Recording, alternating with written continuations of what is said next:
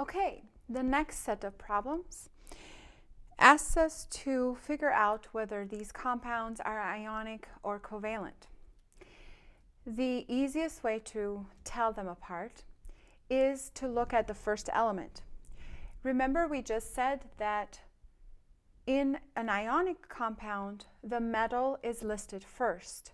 And therefore, if you look at the first element and you see that it is a metal, then that means that you have an ionic compound. If it isn't, then chances are it's going to be a covalent compound. So let's take a look. We have PbO2.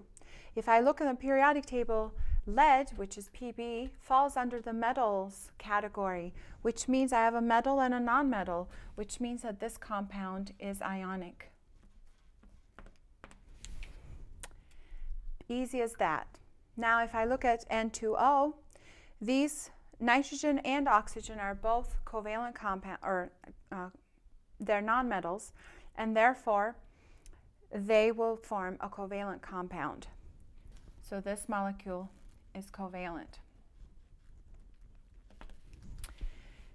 Now, if I look at sodium Na2S, okay, sodium is found under the metals category in the periodic table, and sulfur is a nonmetal. So you have a metal and a nonmetal, which makes this compound ionic.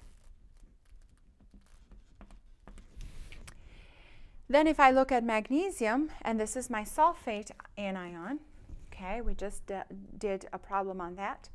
But if I look at magnesium, magnesium is a metal. It falls in the metals category. So I have a metal and a polyatomic ion. So I have a salt, and salts are ionic compounds. This is another ionic compound.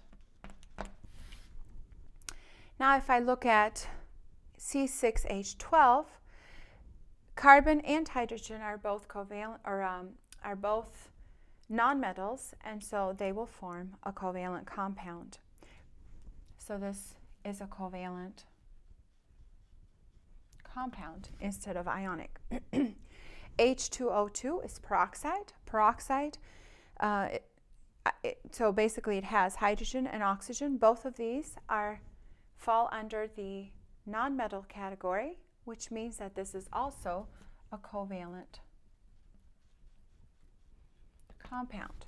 This is how you tell them apart. So make sure that you understand the divisions of the periodic table, where the metals are, where the nonmetals are, and where the semi-metals, metalloids are. They're right in between. If you see that the first element that's listed, it's a metal, then it's ionic. If you see that it's not, that it's a nonmetal, then that means it's a covalent compound. Okay, I will erase this, and then we will move on into writing ionic formulas for other compounds.